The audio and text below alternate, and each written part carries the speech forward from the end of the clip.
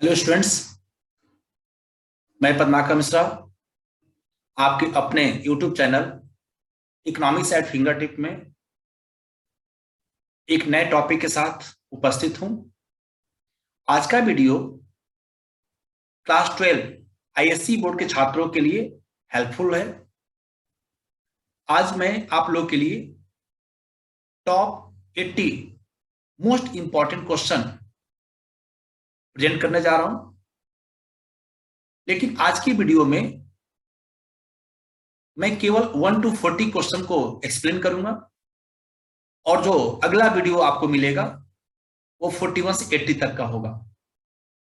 आप लोगों से रिक्वेस्ट है, एग्जाम देने जाने के पहले इस 80 क्वेश्चन को जरूर सॉल्व कर लीजिएगा, क्योंकि क्वेश्चन सॉल्व करने से क्या होगा कि आप इस क्वेश्चन के आंसर के साथ साथ और भी क्या क्वेश्चन हो सकते हैं आप उससे रूबरू हो जाएंगे।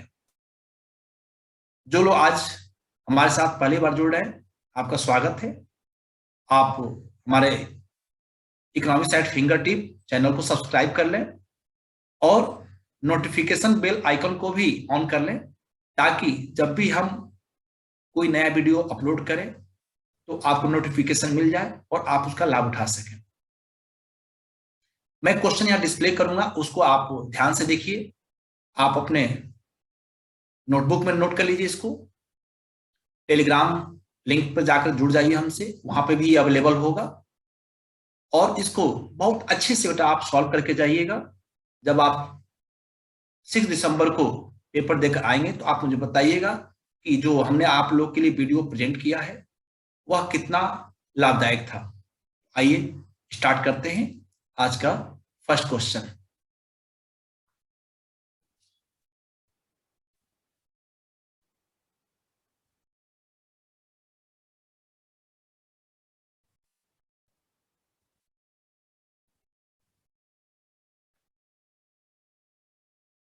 Question number 1। क्वेश्चन नंबर 1 है, विच वन इज इनकरेक्ट। इसमें से कौन सा एक गलत है। तो आपको गलत कैसे पता चलेगा गलत है, तो आप पहले फॉर्मूला देखेंगे। M U N is equal to होता बेटा T U N minus T U N minus 1। इस फॉर्मूले पे ही ये बेस्ट ऑप्शन आपको मिलेगा। इसमें देखिए T U N is equal to M U N plus T U N minus 1 है, यानी कि जब आप टी यू एन को छोड़ दीजिए और टी यू एन माइनस 1 को ट्रांसपोज कीजिए लेफ्ट साइड में, तो आएगा तो प्लस होगा, यानी कि ये फॉर्मूला सही है। T U N minus 1 is equal to T U N minus M U N, ये भी फॉर्मूला सही है। इससे C T U N is equal to T U N minus 1 plus M U N. नहीं बेटा, यहां पर जब आएगा ये तो क्या हो जाएगा, ये भी प्लस होगा, यानी कि ये भी फॉर्मूला क्या हो गया, फॉर्मूला नंबर 1 और 3 ए और सी एक ही है, बस ये अपना पोजीशन चेंज किया है। But T U N is equal to M U N minus T U, minus नहीं होता, यहां पे प्लस होगा, यानी कि क्या होगा, क्वेश्चन नंबर 1 का डी ऑप्शन गलत है। बट पूछा गया है इनकरेक्ट, तो यही इनकरेक्ट है, यानी कि इनकरेक्ट ऑप्शन ही हमारा करेक्ट ऑप्शन हो जाएगा। ओके, यानी क्या लिखा होता है यहाँ पे, डी। आप एग्जाम में ध्यान दीजिएगा, आपको केवल यहाँ पे ए बी सी डी लिखना है और उसको ओवर राइटिंग नहीं करना है, आपको उसको कट नहीं करना है। पहले सोच लेना बेटा कौन सा आपका आंसर होगा, उसके अकॉर्डिंग करना। मैं पीडीएफ आप लोग को प्रेजेंट कर दूंगा, टेलीग्राम लिंक पे मिलेगा, तो आप वहां से इसको बहुत ध्यान से प्रिंट आउट निकाल लीजिएगा और जरूर सॉल्व कीजिएगा। चलिए चलते बेटा हम क्वेश्चन नंबर 2 की तरफ। क्वेश्चन नंबर 2 क्या कहता है,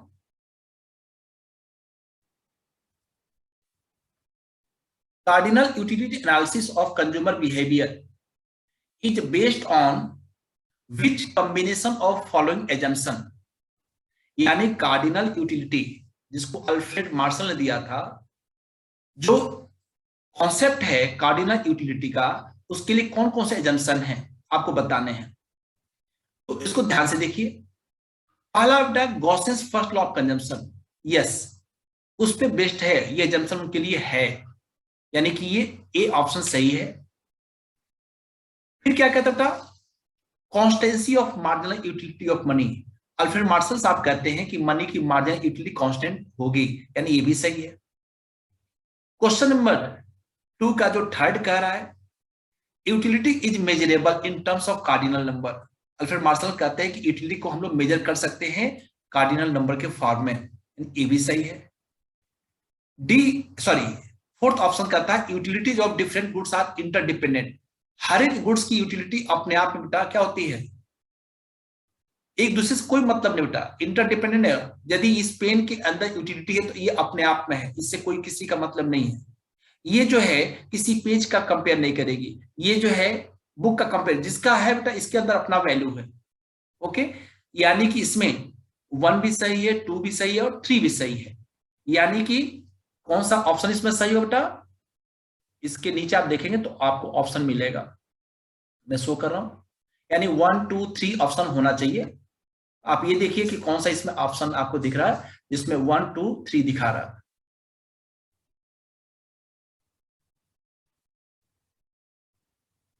Choose the correct answer from the alternatives.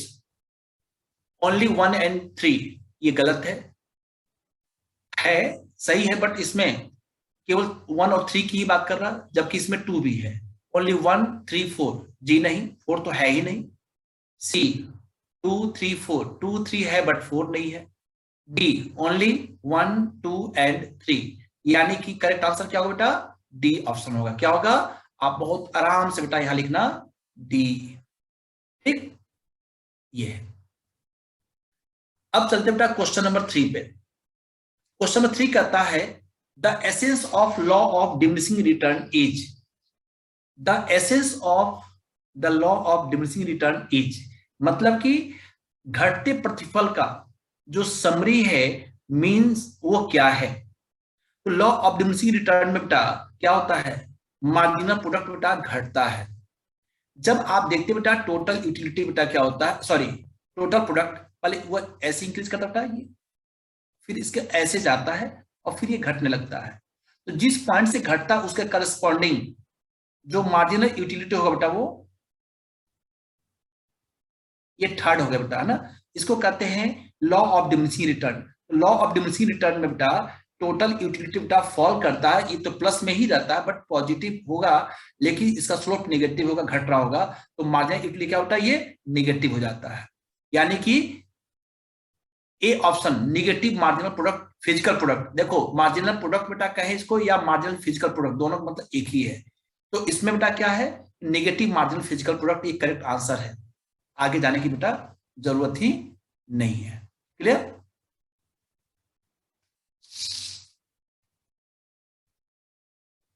हाँ, आप कहेंगे डिक्लाइनिंग टोटल प्रोडक्ट हो सकता है, लेकिन टोटल प्रोडक्ट से बेटा किसका मतलब है, टोटल प्रोडक्ट का मतलब क्या होता है बेटा, सम ऑफ मार्जिनल प्रोडक्ट। तो हम लोग क्लोज जब जाएंगे तो पता चलेगा कि मार्जिनल फिजिकल प्रोडक्ट क्या होता है। यदि ऑप्शन ऐसे रहता बेटा कि ए एंड बी, आप उसको ए और बी लगाइएगा, बट टोटल प्रोडक्ट बेटा किससे बनता है, मार्जिनल प्रोडक्ट से ही बनता है, ठीक ना। Question number 4, in case of consumers equilibrium to be explain through ordinal approach. Ordinal approach किसने दिया था, जे.आर. हिक्स ने दिया, RGDLN, इसलिए उसको हम लोग हिक्सियन अप्रोच भी कहते हैं। In case of consumer equilibrium to be explain through ordinal approach when there are two commodities with their prices given and with limited income, if the consumer the following information is needed, उसके लिए क्या चीज चाहिए बेटा। Hicksian approach से आपको यदि equilibrium की बात कहें तो इसमें क्या चाहिए, यहाँ पे देखो बेटा 4 दिया हुआ है, 1 2 3 4, और आपको बताना है कि इसमें क्या क्या चीज की जरूरत पड़ेगी, सीक्वेंस आपको देना है। नीचे लिखा भी है arrange the information required in the correct sequence and choose the correct option from given alternatives. तो पहले क्या बेटा, इसमें बेटा आपको चाहिए इंडिफरेंस मैप, ये पहले आपको चाहिए सीक्वेंस करना, पहले क्या चाहिए, इंडिफरेंस मैप चाहिए, यानी 1 तो ये चाहिए ही, यानी नंबर 1 पर रहेगा इंडिफरेंस मैप। टेंडेंसी बिटवीन, ये बेटा बात की चीज होती है, तो ये इसके बाद नहीं आएगा, ठीक ना। इसके बाद क्या बेटा, आपको बजट लाइन चाहिए। बजट लाइन कहां बेटा लिखा है, बजट लाइन या प्राइस लाइन, इसको हम लोग प्राइस लाइन भी कहते हैं, ठीक ना। प्राइस लाइन दिखाओ आप समझना सही है। यानी इसके बाद चाहिए आपको 2, सेकेंड नंबर पे ये रहेगा। फिर क्या कहता है बेटा, थर्ड क्या है, equality of the slope of indifference curve and budget line. जिस जगह इक्विलिब्रियम होगा वहां स्लोप ऑफ बजट लाइन ये दोनों क्या होता सेम होगा। यानी क्या चाहिए आपको, तीसरा भी चाहिए। क्या चाहिए बेटा, तीसरा चाहिए नहीं, टेंजेंसी जहां होगा ना, देखो ये टेंजेंसी, ये तीसरे नंबर पर बेटा रहेगा। जहां पर बजट लाइन को इंडिफरेंस कर क्या करता है, टेंजेंट करता है, वहां इक्विलिब्रियम होगा। यानी थर्ड नंबर पे ये होगा। और फोर्थ नंबर पे क्या होगा, जहां पर टेंजेंसी होगा वहां पे इंडिफरेंस कर्व का स्लोप और बजट लाइन का स्लोप दोनों क्या होता है, इक्वल होता है। यानी कि ये फोर्थ नंबर पे होगा। अब ये देखो बेटा, इसमें से कौन सा ऑप्शन आपका सही है। 1 पहले तो होगा, इंडिफरेंस मैप चाहिए तो 1 बेटा कहां है, ए भी है और डी में भी है। चलो फिर क्या कहता बेटा, नंबर 2 पे क्या होगा, बजट लाइन। बेटा बजट लाइन कौन सा है, थर्ड पॉइंट, यानी थर्ड पॉइंट ए भी हो गया। और अच्छा यहाँ पे है ही नहीं। उसके बाद क्या बेटा, फोर्थ होगा बेटा, फोर्थ बेटा इक्वलिटी स्लोप ये आएगा, फोर्थ पे होगा। फिर क्या बेटा, सेकंड नंबर पे क्या होगा, टेंजेंसी होगा। यानी करेक्ट आंसर क्या होता है इसमें, डी। क्या होगा, डी होगा। ओके चलिए नेक्स्ट क्वेश्चन बेटा, क्वेश्चन नंबर बेटा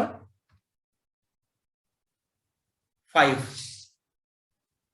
find the marginal revenue of a firm to sell a product at a price of rupees 10 per unit and price elasticity of demand for a product is -2। इसके लिए बेटा एक formula होता है, MR is equal to AR E-1 upon E होता है। आपको MR find करना है। इसमें बेटा प्राइस लिखा, प्राइस को ही AR कहते हैं। यहां बेटा लिखोगे 10, ई का वैल्यू दिया बेटा 2 -1 अपॉन 2, 10 इंटू 2 -1 2 -1 1 अपॉन 2, 2 5 जा 10। MR कितना बेटा 5। यानी क्वेश्चन 5 का ऑप्शन नंबर ए सही है। इसको नोट कर लें बेटा, MR is equal to AR in bracket, देखो MR is equal to AR 1 - 1 upon E ऐसे होता है। इसको आप सॉल्व करोगे ना, E-1 हो जाता है ना, ऐसे इसको आप पढ़ना बेटा। Question number 6, tea and coffee are example of. Tea और कॉफी बेटा किसका एग्जाम्पल है, इंफीरियर गुड्स है, सब्स्टिट्यूट गुड्स है, कॉम्प्लीमेंट्री गुड्स है, नन ऑफ दिस। क्या है, इसमें तो आपको सोचने की जरूरत ही नहीं है। टी एंड कॉफी आर कौन सा एग्जाम्पल है, सब्स्टिट्यूट गुड्स बेटा। अरे चाय नहीं मिलेगा बेटा तो कॉफी से काम चल जाएगा। तो हम आपके घर गए और आपने कहा सर आप तो चाय पसंद करते हैं लेकिन असर चाय पत्ती खत्म हो गया है, कॉफी चलेगा? बिल्कुल चलेगा। या आप ये कहें सर आप तो कॉफी बहुत लाइक करते हैं बट कॉफी नहीं सर, चाय से काम चलेगा, ताकि बिल्कुल काम चलेगा। ठीक है, तो correct answer is tea and coffee are the example of substitute goods होता है ना, वो एक दूसरे के सब्स्टिट्यूट होते हैं। Question number 7, which among of the following factor does not lead to a shift in demand curve. Demand curve के शिफ्ट होने में कौन सा एक फैक्टर नहीं है, तो प्राइस ऑफ कंसर्निंग गुड्स। बेटा प्राइस ऑफ कंसर्निंग गुड्स, जिस गुड्स की खुद की प्राइस बेटा चेंज होती है तो वहां पे डिमांड कर्व शिफ्ट नहीं करता है, बल्कि डिमांड कर्व पे क्या होता है, क्या होता है बेटा, उसी डिमांड लाइन पे हम ऊपर की तरफ या नीचे की तरफ जाते हैं, जिसको हम लोग कहते हैं मूवमेंट अलोंग डिमांड कर्व होता है, यानी कि एक्सटेंशन और कॉन्ट्रेक्शन होता है। तो यहाँ पे शिफ्ट की बात कर रहा है, यानी कि डिमांड कर्व राइटवर्ड शिफ्ट करेगा या तो लेफ्टवर्ड शिफ्ट करेगा। तो जब रिलेटेड गुड्स की प्राइस चेंज होती है ना, तो या तो डिमांड कर्व राइट जाएगा या लेफ्ट होगा। कंज्यूमर की मनी इनकम बेटा इंक्रीज करेगा डिक्रीज करेगा तो डिमांड का लेफ्ट और राइट शिफ्ट करता है। कंज्यूमर का टेस्ट एंड प्रेफरेंसेज वो चेंज होता है तो डिमांड का राइट जाएगा लेफ्ट जाएगा। लेकिन उसी गुड्स की खुद की प्राइस बेटा चेंज होती है ना तो डिमांड कर्व शिफ्ट नहीं करता है, बल्कि सेम डिमांड कर्व पे या तो हम नीचे की तरफ from left to right move करते हैं या right to left upward move करते हैं, जिसको कहते हैं एक्सटेंशन। डिमांड लाइन पे नीचे आते हैं तो उसको कहते हैं एक्सटेंशन ऑफ डिमांड, और जब डिमांड लाइन पे ऊपर जाते हैं तो उसको कहते हैं कॉन्ट्रैक्शन ऑफ डिमांड। यानी करेक्ट आंसर इज 7 का ए। 7 का A. Question number 8, when a consumer seeks to be different and exclusive by demanding less of commodity as more people consumes it, this phenomena is known as। इसमें कोई सोचने की बात नहीं बेटा, इसका करेक्ट आंसर है स्नॉब इफेक्ट। इसको याद करो बेटा, ये सीधा सीधा क्वेश्चन है। when a consumer seeks to be different and exclusive by demanding less of a commodity as more people consumes it, this phenomena is known as snob effect. लिख लो बेटा, इसको क्या कहते हैं? तो इस फिनोमिना को कहते हैं स्नॉब इफेक्ट कहते हैं ना। इसमें बहुत सोचना नहीं है, सीधा सीधा क्वेश्चन बेटा। इसमें मैच ऑफ द कॉलम है। अब क्वेश्चन नंबर 9 में है मैच ऑफ द कॉलम। इसको देखते हैं कि बेटा क्या है। Income elasticity less than unity, यानी EY लेस देन 1, किसके लिए होगा बेटा? अब इसमें आपको मैच करना है कि ए का कौन सा आंसर होगा, बी का कौन सा होगा, जो आपको आता है। सब कुछ आपको क्रॉस इलास्टिसिटी आ रहा है, लेस देन 1 आ रहा है, ठीक है, वह क्या होगा? क्रॉस इलास्टिसिटी लेस देन 0 आ रहा तो क्या होगा? इनकम इलास्टिसिटी लेस देन 0 आ रहा तो क्या होगा? ठीक ना। निगेटिव यदि है तो किसके लिए है, पॉजिटिव है तो किसके लिए है। ओके, यानी कि income elasticity less than unity होता है किसके लिए? तो इसमें देखो बेटा, कॉम्पिटेटिव गुड्स है, इंफीरियर गुड्स है, सुपीरियर गुड्स है। लेस देन यूनिटी बेटा, यदि लेस देन यूनिटी है इसका मतलब कि गुड्स कैसा है? गुड्स कैसा बेटा? ये सुपीरियर होगा। क्या होगा? ये सुपीरियर गुड्स होगा। क्या होगा? सुपीरियर होगा। यानी कि इसका ये आंसर का सही है, ए का 3। बी कहता है क्रॉस इलास्टिसिटी लेस देन 1, यानी EC लेस देन 1 की बात हो रही है। EC लेस देन 1 है, इसका मतलब क्या बेटा? EC लेस देन 1 इसका मतलब क्या बेटा? कि किसके लिए होगा? तो जो कॉम्पिटेटिव गुड्स होता है ना, कॉम्पिटेटिव गुड्स के लिए क्रॉस इलास्टिसिटी लेस देन 1 है, यानी कि बी का कौन सा आंसर है बेटा? 1। सी क्रॉस इलास्टिसिटी लेस देन 0, इसके लिए बेटा 0 होगा, इंफीरियर गुड्स के लिए होता है बेटा। किसके लिए होगा? इंफीरियर के लिए नहीं बेटा। पॉजिटिव निगेटिव जब होता है ना, पॉजिटिव निगेटिव, यदि क्रॉस इलास्टिसिटी ऑफ डिमांड बेटा पॉजिटिव है तो सब्स्टिट्यूट गुड्स है, और नेगेटिव आता तो कॉम्प्लीमेंट्री गुड्स होता है। यानी सी का क्या होगा बेटा? ऑप्शन नंबर 4 होगा। क्या होगा? सी का 4। और इनकम इलास्टिसिटी लेस देन 0 होगा किसके लिए? इंफीरियर गुड्स के लिए होगा। क्या होगा बेटा? इंफीरियर गुड्स के लिए। ऐसे इसको मैच कर लोगे, यानी ए का 3, ए का बेटा क्या होगा? 3 होगा, बी का 1, सी का क्या बेटा? सी का है 4 एंड डी का क्या है? 3। अब मैच करो, इसमें जो आंसर दिया बेटा वह आपका सही कि नहीं। 3142, 3142, 3142 किसका है? 3 यहाँ है नहीं, 3 है और कोई है नहीं, तो इसमें सोच रहा ही नहीं बेटा, डी आंसर होगा। 3142, 3142। Okay, D option is correct. अब question number 10, arrange the following product in ascending order of price elasticity. इसके लिए प्राइस इलास्टिसिटी ऑफ डिमांड क्या होता है, तो आपको इसको अरेंज करना है, ठीक ना। पहले क्या होगा फिर क्या होगा।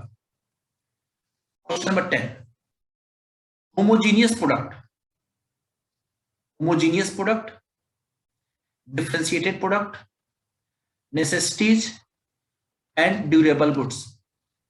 यदि आप सीक्वेंस वाइज करें, ठीक है, तो इसमें सबसे पहले आएगा 1 होमोजीनियस प्रोडक्ट, फिर आएगा नेसेसिटीज, फिर आएगा durable goods, fourth option, and फिर आएगा बेटा second option is differentiated product. Clear? अरिंद फॉर इसकी इलास्टिसिटी के हिसाब से बताना बेटा कि किसकी इलास्टिसिटी क्या होती है ना। तो होमोजीनियस प्रोडक्ट के बेटा इलास्टिसिटी डिमांड क्या होगा, डिफरेंशिएटेड प्रोडक्ट के लिए क्या होगा, नेसेसिटीज के लिए क्या होगा, और ड्यूरेबल गुड्स के लिए क्या होगा। तो इसमें करेक्ट सीक्वेंस बेटा 1 3 4 2 यानी डी ऑप्शन सही है। 11 when price and total revenue are both increases. इसका मतलब ये होता बेटा, एक इसका रूल है कि when price and total expenditure move in same direction then P is less than 1 होता है। तो टोटल एक्सपेंडिचर और टोटल रिवेन्यू, एक मेरे द्वारा एक्सपेंडिचर और दूसरे का रिवेन्यू हुआ ना, तो इसमें कंफ्यूज मत होना बेटा।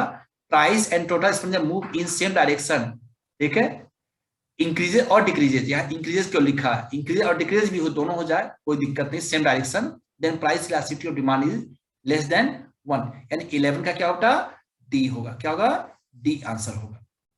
When price and total revenue are both move in opposite direction, यानी कि प्राइस बेटा इंक्रीज करे और टोटल एक्सपेंडिचर डिक्रीज करे, then EP is greater than 1 होता है। और प्राइस बेटा इंक्रीज करे और डिक्रीज करे बट टोटल एक्सपेंडिचर कांस्टेंट हो, इस केस में बेटा ईपी इज इक्वल टू 1 होता है। ठीक, नोट कर दो। Question number 12, which of the following sets is incorrect. कौन सा इसमें एक गलत है। EP is equal to 0, demand line parallel to axis Y. Yes बेटा, यदि डिमांड लाइन वाई एक्सिस के पैरेलल होता है तो ईपी इज इक्वल टू 0 होता है। इसका मतलब प्राइस इंक्रीज करे या डिक्रीज करे, डिमांड पे, क्वांटिटी डिमांड पे कोई फर्क नहीं पड़ता है। ये करेक्ट है बेटा। पूछा क्या है, incorrect. EP less than 1, demand line steeper, demand line जब स्टीपर होता बेटा ना, यानी कि कैसा, इस तरीके से हो, यानी डिमांड लाइन एक्सिस एक्स से निकलता हुआ लगे और जो थीटा एंगल यहां बने बेटा, थीटा ग्रेटर देन 45 हो बट लेस देन 90 होता है, तो उसको कहते हैं स्टीपर, यानी बी ऑप्शन भी सही है। EP is equal to 1, demand line parallel to axis X, जी नहीं, जब एक्स एक्सिस के पैरेलल होता ना इन्फिनिटी होता। EP इज इक्वल टू, इसको नॉट डिफाइन भी कहते बेटा, and EP is greater than 1, demand line flatter, बिल्कुल सही बेटा, यानी कि भी सही है। यानी कि हमारा जो आंसर होगा कौन सा इसमें इनकरेक्ट है, तो C option is incorrect, and A, B and D are correct option. ठीक है, बट सी आंसर जो दिया है, सी ऑप्शन इसमें जो दिया है वो इनकरेक्ट है, तो यही हमारा सही आंसर होगा। कोई दिक्कत?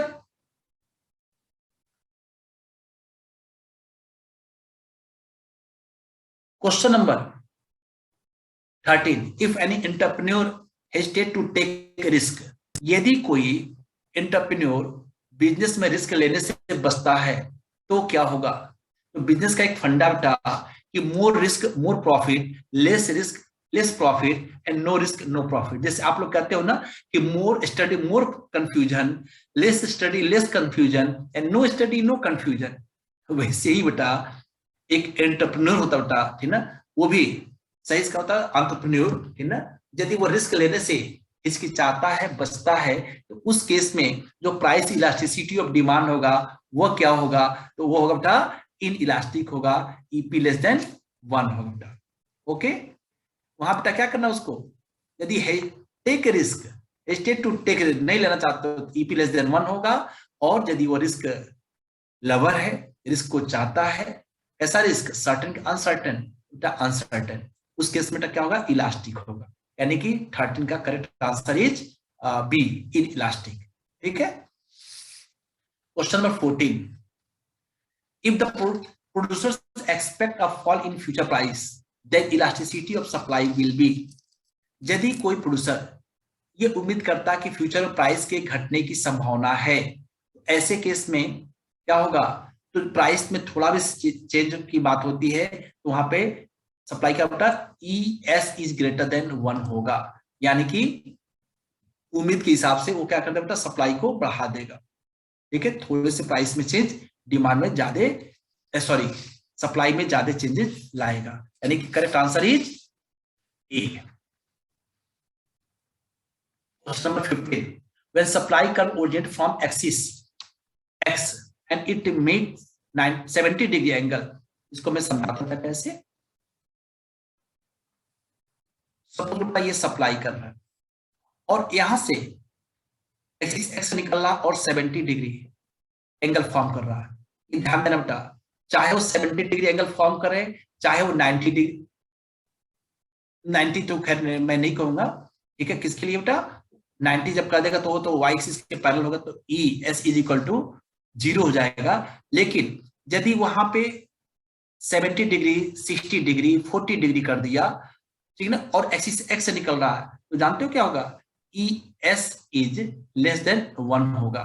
ES लेस देन 1 का मतलब क्या हुआ, 15 का करेक्ट आंसर हो जाएगा, क्या हो जाएगा बेटा, लेस देन 1 का मतलब क्या होता है बेटा, इन इलास्टिक। क्या होगा, इन इलास्टिक, यानी कि ये आंसर होगा ए। क्या होगा, ए।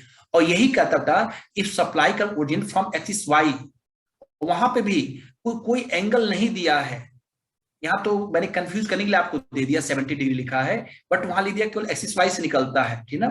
ऐसे केस में क्या होता है, उसका ES is equal to greater than 1, ठीक है, कोई दिक्कत। और ये कहता है कि y से निकल रहा और एक्सिस एक्स के पैरेलल, तो क्या होता है, इन्फिनिटी होता था।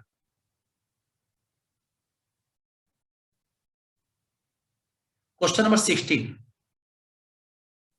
एक यहां डायग्राम बेटा दिख रहा है और इस डायग्राम के अकॉर्डिंग आपको बताना कौन सा इनकरेक्ट है। इसमें देखो बेटा, विच वन इज इनकरेक्ट, S1 जो एक्सिस वाई के पैरेलल है बेटा, एक्सिस वाई के पैरेलल है, तो वह वेरी शॉर्ट पीरियड सप्लाई को दिखाता है।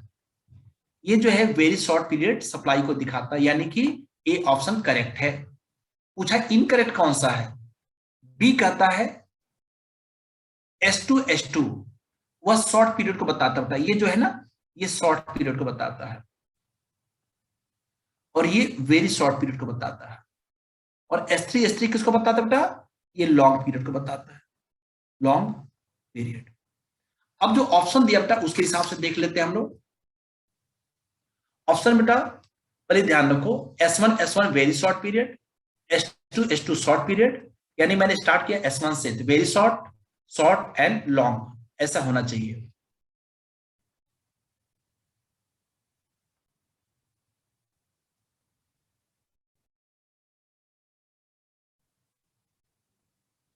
देखिए बेटा, S1 very short period, S2 short period, S3 long period, और फिर करा S2 वेरी शॉर्ट पीरियड, यानी कि आप कंफ्यूज जाएंगे, ए सही है कि डी सही है। तो बेटा कौन सा ऑप्शन गलत है बेटा, D option is incorrect, because S2 here given as a very short period, बल्कि ये वेरी शॉर्ट पीरियड नहीं है, ये शॉर्ट पीरियड है, ठीक ना। Question number 17, the price below which the sellers are not willing to sell their product is called, जो equilibrium price होता बेटा उसके नीचे, the price below which seller are not willing to sell their product, तो कौन सा होता, उसको हम लोग कहते हैं रिजर्व प्राइस कहते हैं। क्या कहते हैं उसको, रिजर्व प्राइस कहते हैं। उसको क्या कहते हैं बेटा, उसको रिजर्वेशन प्राइस भी कहते हैं, यानी कि जो रिजर्व प्राइस है also known as reservation price, यानी correct answer is D. Correct answer is D. When government increases subsidy, then producers, जब गवर्नमेंट सब्सिडी बढ़ाती है तो जो सप्लायर होता है, प्रोड्यूसर होता है, उसको रॉ मटेरियल सस्ता मिलेगा। जब सस्ता मिलता है तो उसका प्रॉफिट मार्जिन बढ़ता है। जब प्रॉफिट मार्जिन बढ़ेगा तो वो खुश होकर सप्लाई क्या करेगा बेटा, इंक्रीज करेगा, डिक्रीज करेगा, या no change in supply, increase in supply. Okay, बिल्कुल सही आंसर बेटा। क्वेश्चन नंबर 18 का correct answer is B. 19 which one is not a reason for negative return, negative return के कौन से कारणों में से एक नहीं है, एक नहीं है कह रहा बेटा। तो पहला कहता बेटा इसमें imperfect substitutability of factors of production, कह रहा है पर ध्यान देना बेटा नेगेटिव रिटर्न के लिए कौन सा एक कारण नहीं है, होता है ना बेटा, इंक्रीजिंग रिटर्न होता है, डिमिनिशिंग रिटर्न, और एक होता है नेगेटिव रिटर्न। तो इसमें कौन सा एक कारण नहीं है, imperfect substitutability of factors of production, ये जो है डिमिनिशिंग रिटर्न का बेटा ये फैक्टर है। ओवर क्राउडिंग नेगेटिव रिटर्न का है, मैनेजरियल प्रॉब्लम्स और मैनेजमेंट प्रॉब्लम्स ये भी होता है, और यहाँ लिखा ऑल द अबव, लगेगा कि इसमें ए बी सी तीनों सही है, but over crowding and management problems it comes under causes of negative return.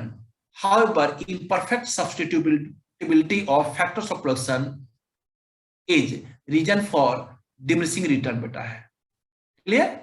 यानी कि कौन सा इसमें से रीजन नेगेटिव रिटर्न के लिए नहीं है, ए वाला नहीं है, बी और सी उसका रीजन है। Question number 20 point of inflection shows on, point of inflection को कहां शो करते बेटा, टीपी पे, एमपी पे, एपी पे, बेटा समझो, ये देखो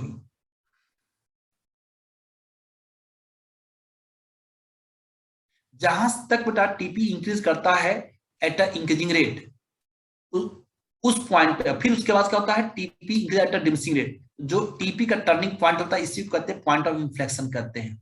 तो पॉइंट ऑफ इन्फ्लेक्शन को कहां शो करते हैं बेटा, टीपी पे शो करते हैं।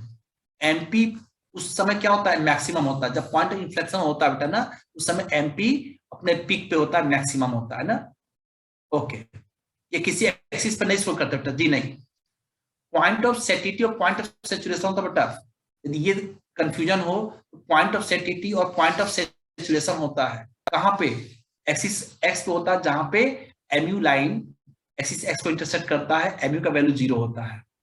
यहाँ पे पॉइंट ऑफ सैचुरेशन बेटा आप लोग बहुत ज्यादा गलत करते हैं इसको, पॉइंट ऑफ सेटिटी अलग है, पॉइंट ऑफ इन्फ्लेक्शन अलग है। पॉइंट ऑफ इन्फ्लेक्शन प्रोडक्शन में होता है, टीपी कर पे दिखाते हैं, और पॉइंट ऑफ सेटिटी और पॉइंट ऑफ सैचुरेशन वह यूटिलिटी वाले पोर्शन में मिलेगा जहां पे एमयू लाइन एक्सिस एक्स को इंटरसेक्ट करता है, एमयू का वैल्यू 0 होता है, ठीक है। तो यहाँ पे एमपी मत समझ लेना बेटा इसको, ठीक है ना, ओके। चलिए नेक्स्ट क्वेश्चन पे चलते हैं हम लोग।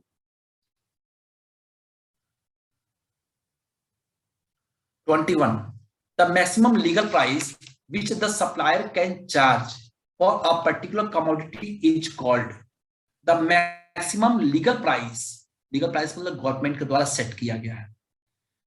सप्लायर किसी गुड्स के सेल करने के बदले वो चार्ज करता है, उसे क्या कहते हैं, उसे बेटा प्राइस फ्लोर कहते हैं, जी नहीं। प्राइस सीलिंग, जी हाँ, प्राइस सीलिंग को बेटा हम क्या कहते हैं, मैक्सिमम प्राइस लेजिस्लेशन भी कहते हैं। तो करेक्ट आंसर क्या हो जाएगा बेटा इसमें, D both and B and C.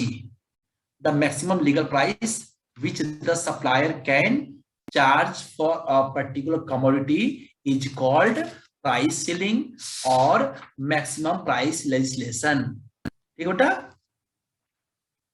Question number 22 very long period also known as, very long period को और किस नाम से जानते हैं बेटा, तो सेक्युलर पीरियड, सेक्युलर पीरियड कहते हैं बेटा उसको, ठीक ना, क्या कहते हैं उसको, सेक्युलर पीरियड कहते हैं, ठीक ना। यहाँ पे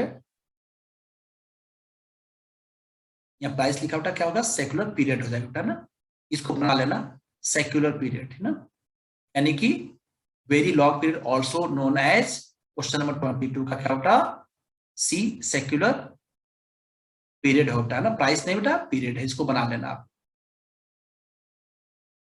question number 23 law of variable proportion named by classical economist as, law of variable proportion named by classical economist as, law of variable को बेटा किस नाम से, लॉ ऑफ डिमिनिशिंग रिटर्न कहते हैं, रिटर्न टू स्केल कहते हैं, लॉ ऑफ रिटर्न्स कहते हैं, इंक्रीजिंग, यानी कि जो क्लासिकल इकोनॉमिस्ट हैं, जैसे क्लासिकल इकोनॉमिस्ट वह लॉ ऑफ वेरिएबल प्रोपोर्शन को किस नाम से जानते हैं। 23 का बेटा return to law of return, बेटा क्या है, law of return, return to scale नहीं, लॉ ऑफ रिटर्न क्या है? Law of return. जो क्लासिकल इकोनॉमिस्ट है, लॉ ऑफ वेरिएबल प्रोपोर्शन, वो किस रूप में जानते हो बेटा? Law of variable proportion named by classical economist as a law of return. ठीक बेटा। Question number 24, when MP is greater than AP, जब एमपी बेटा ज्यादा होता है एपी से, देन एपी इज पॉजिटिव। इसका एक थ्योरम बेटा नोट कर लो, MP is greater than AP. ठीक है, इसमें बेटा एपी क्या होता है? पॉजिटिव होता है। भाई जब एमपी अधिक है एपी से, तो इसका मतलब दोनों क्या हो गया? एमपी भी पॉजिटिव और एपी भी पॉजिटिव है, यानी कि एपी पॉजिटिव लिखा है, यानी कि ये सही है। एमपी इज पॉजिटिव, देखो ये भी पॉजिटिव था, और टीपी भी पॉजिटिव होता है। भाई जब एमपी ग्रेटर देन एपी है और टीपी हमेशा पॉजिटिव होता ही है, तो करेक्ट क्या हो जाएगा? डी आंसर होगा। ठीक है, when MP is greater than AP, जब एमपी बेटा अधिक होता है एपी से, एमपी और एपी दोनों पॉजिटिव होता है, यानी ए और बी है। और एमपी को ऐड करते sum of marginal product is called total product. जब ये पॉजिटिव है तो टीपी भी क्या होगा? पॉजिटिव होगा बेटा। ठीक है, यानी करेक्ट आंसर इज डी। क्या होगा बेटा? डी आंसर करेक्ट है। ठीक है, question number 25, which one is correct, इसमें से कौन सा एक करेक्ट है? MPL is equal to delta TP upon delta L. ये तो बेटा 100% गलत है। मार्जिनल प्रोडक्ट में एवरेज प्रोडक्ट अपॉन कहां से आ जाएगा? ये गलत है। Average product is equal to TP upon L होता है। हाँ, ये दिमाग में बेटा मत लाना कि डेल्टा डेल्टा कैंसिल, जी नहीं। APL is equal to delta TP upon delta L नहीं होता है। ठीक है, यहां पर यदि लिखा तब एमपीएल लिखा होता तो सही रहता, delta TP upon delta L, लेकिन एपी लिखा बेटा। Delta L is equal to delta TP upon, बिल्कुल सही है बेटा।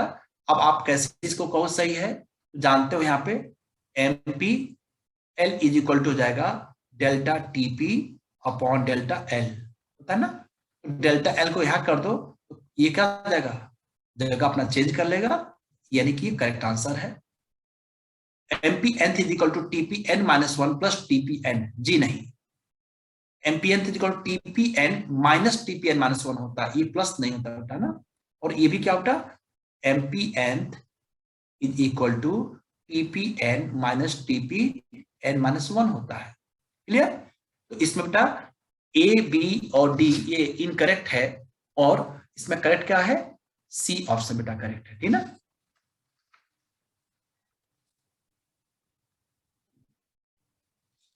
Twenty six, average product also known as per unit output average return both A and B. ये तो बहुत इजी है, पर यूनिट आउटपुट भी कहते हैं इसको और एवरेज रिटर्न भी कहते हैं। ठीक ना। 26 का क्या हो जाएगा बेटा? 26 का करेक्ट आंसर सी होगा। 27, in which stage of production AP is greater than MP and MP is negative but AP is positive. रटा हुआ है। सेकेंड बता दे रहा आपको। फर्स्ट स्टेज में क्या होता है? MP is greater than AP होता है, ये दोनों क्या होता है? पॉजिटिव होता है फर्स्ट स्टेज में। सेकंड स्टेज में क्या होता है? AP is greater than MP होता है, इसमें एपी ज्यादा होता है, ये भी दोनों क्या होते हैं? पॉजिटिव होते हैं। थर्ड में क्या होता है? AP is positive greater than MP होता है, और एपी पॉजिटिव होता है, एमपी निगेटिव होता है। अब इस बेसिस पे देख लो बेटा क्या होगा? 27 का करेक्ट आंसर क्या होगा? कौन सा आंसर होगा बेटा? सी आंसर होगा। क्या होगा? सी, 27 का सी। ये रिलेशन बेटा बहुत अच्छे से देखना, मैं इसको टेलीग्राम पे भी मैंने दिया हुआ है, और मैं वीडियो भी इस पे मैंने आप लोगों को प्रेजेंट किया हुआ, देखना। ना समझ में आया बेटा तो फिर से हमसे बोलना। आप लोग बेटा जब अपनी समस्या मुझसे कहोगे तो मैं उसको वीडियो बनाकर आप लोगों को प्रेजेंट करूंगा।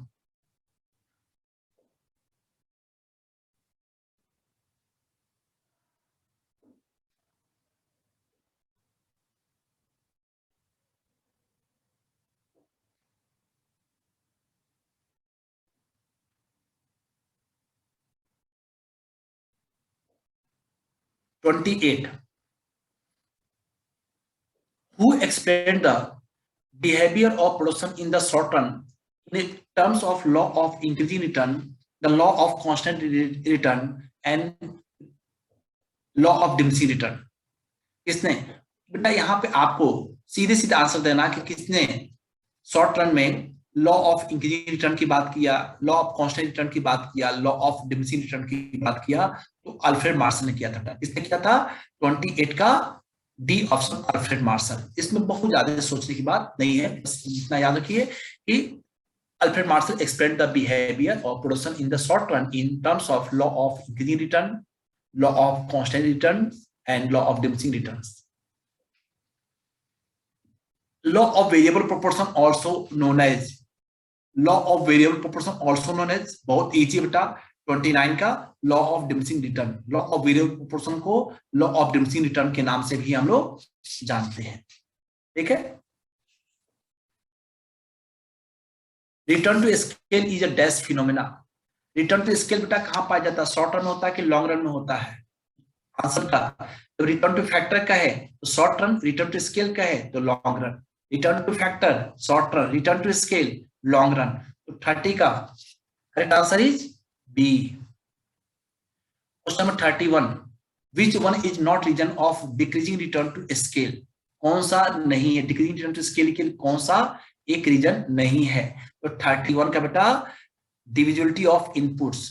बेटा ये इंक्रीजिंग रिटर्न का ऑप्शन है। ये डिविजिबिलिटी ऑफ इनपुट्स होता है। ठीक है, कहां पाया जाता है? या इंक्रीजिंग रिटर्न टू स्केल में पाया जाता है। ठीक ना। Exhaustibility of natural resources, complexity of management, entrepreneur is a fixed factor. ठीक है, तो 31 का करेक्ट आंसर बेटा क्या है? ए उसका कारण नहीं है, बी सी डी उसका कारण है। ठीक ना। जब बेटा इसको पढ़ोगे तो वहां जितने भी कारण दिया हुआ है, reason of increasing return to scale, reason of decreasing return to scale, reason of constant return to scale, है ना, उसमें मिलेगा आपको। Which dash are those economies which arise as a result of expansion of whole industry? बेटा सीधा सीधा है ये कि dash are those economies which arise as a result of expansion of whole industry। क्या है? तो वह है external economies are those economies which arise as a result of expansion of whole industry। इसमें करेक्ट आंसर इज बी। कौन सा एक इसमें करेक्ट है? MP intersect AP. ध्यान रखो बेटा, हमेशा याद रखना कि rate of change in marginal always greater than. देखो बेटा यहाँ पे ये एपी ऐसे बढ़ रहा होता है, ये एपी है ना, एपी, और एमपी बेटा ऊपर से आता है और इनको ऐसे कट करके चला जाता है, ये एमपी हो। ठीक, तो अब इसमें देखना एमपी इंटरसेक्ट, अभी कहा MP intersect AP, MP intersect करता है एपी को its maximum point from up to downward. ये बेटा करेक्ट है ना। एमपी कर्व एपी कर्व को उसके मैक्सिमम पॉइंट पे ऊपर से इंटरसेक्ट करता है, यानी कि ये सही है। फिर भी अगला option AP intersect MP at its, AP बेटा एमपी को इंटरसेक्ट करता है, ठीक है, उसके मैक्सिमम एमपी के मैक्सिमम पॉइंट पे ऊपर से। नहीं बेटा गलत है ये, रेट ऑफ चेंज मार्जिनल का ज्यादा बेटा, तो ये तो हमेशा ज्यादा रहेगा ना। MP and AP are both intersect to each other. जी नहीं, एमपी और एपी दोनों एक दूसरे को इंटरसेक्ट नहीं करता है। जिसका रेट ऑफ चेंज ज्यादा होगा वो ना कम वाले को इंटरसेक्ट करेगा। क्या हो जाएगा? C answer. ये भी गलत है। When MP rises, when MP rises then TP increase at a diminishing rate. जी नहीं, एमपी राइज करता ना, टीपी इंक्रीज करता एट अ इंक्रीजिंग रेट, यानी कि ये भी गलत है। करेक्ट क्या था? ए ऑप्शन 33 का ए है। 33 का option number A.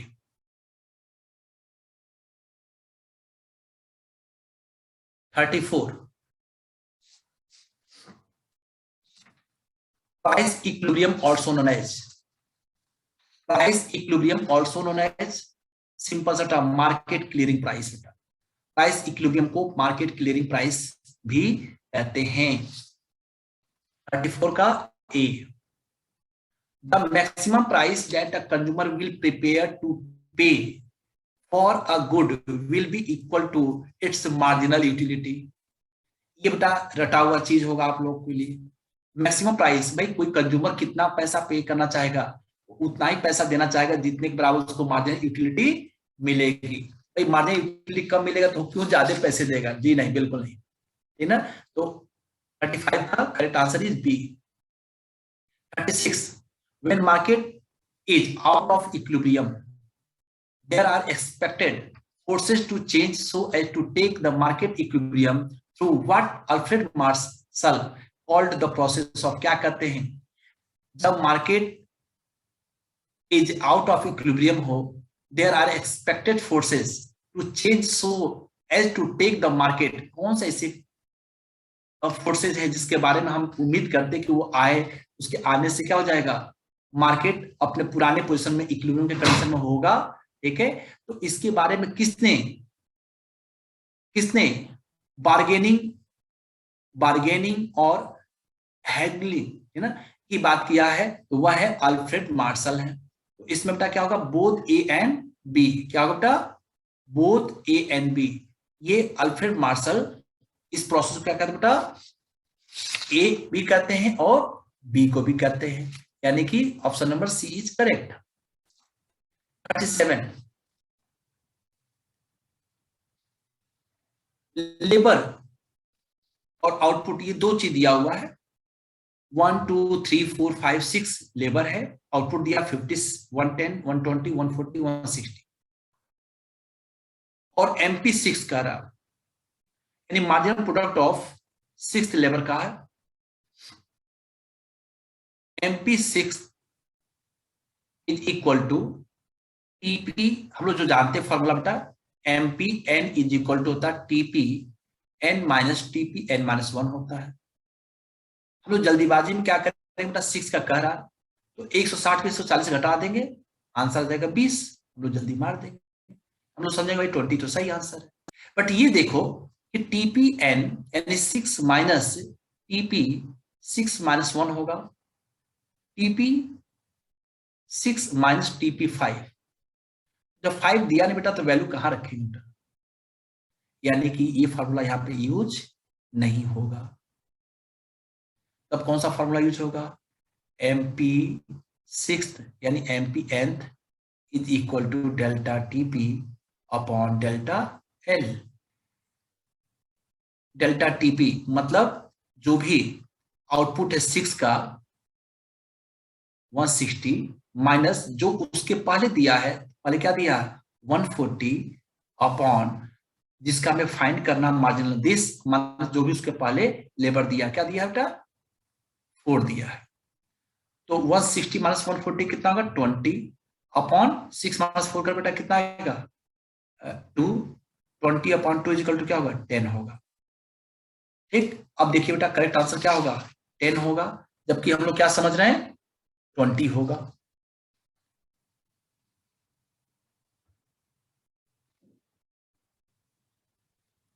Correct answer बेटा क्या है बी है, क्या बेटा बी है, ठीक ना। 20 बेटा दिया है, आप तुरंत समझोगे 20 होगा क्योंकि 160 माइनस 40 कर दो, लेकिन आपने ये ध्यान नहीं दिया कि जो लेबर दिया है 6 दिया है 5 तो दिया ही नहीं है ना।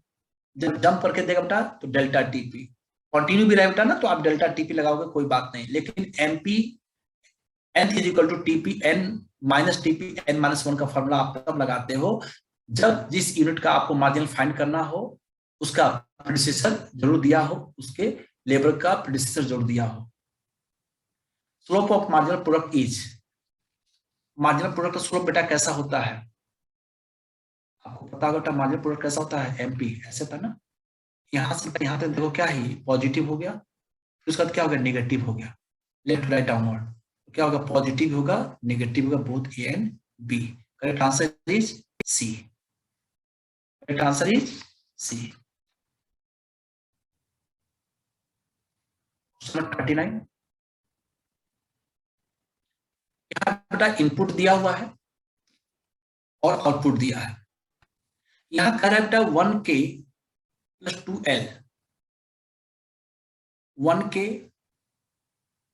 Plus 2l is equal to 100, और फिर कैपिटल सेकंड में कह रहा है 2k यानी कि कैपिटल क्या होगा डबल हो गया, और यहाँ पे आपका जो इनपुट है यानी लेबर ये भी क्या होगा बेटा 4l हो गया, तो यहाँ पे आउटपुट कितना बेटा 150, जो इनपुट है बेटा जी,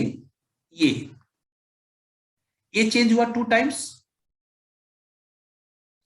और ये चेंज बेटा कितना 1.5 टाइम्स चेंज तो हुआ ना। इसको कहते हैं बेटा डिमिनिशिंग रिटर्न टू स्केल कहते हैं, निगेटिव रिटर्न टू फैक्टर नहीं कहते बेटा, इंक्रीजिंग रिटर्न टू स्केल नहीं कहते। इंक्रीजिंग रिटर्न टू तब होता जब 100 200 से ज्यादा होता, 300 होता, 250 होता, तो वो इंक्रीजिंग रिटर्न टू स्केल, यानी कि जिस प्रोपोर्शन में इनपुट में चेंज हुआ उससे कहीं ज्यादा प्रोपोर्शन में आउटपुट में चेंज होगा, तो उसको कहते हैं IRS increasing return to scale. जिस प्रोपोर्शन में बेटा इनपुट में चेंज हुआ सेम उसी प्रोपोर्शन में आउटपुट में चेंज हो, यदि इनपुट चेंज हुआ 2 टाइम्स और आउटपुट भी चेंज हुआ 2 टाइम्स, उसको कहते हैं CRS constant return to scale. और जिस रेशियो में, जिस प्रोपोर्शन में इनपुट में चेंज हुआ उससे कम इनपुट में आउटपुट इंक्रीज किया, चेंज हुआ, उसको कहते हैं डिमिनिशिंग रिटर्न टू स्केल। क्या कहते हैं बेटा, इसमें क्या आ जाएगा, B option is correct, B option is correct.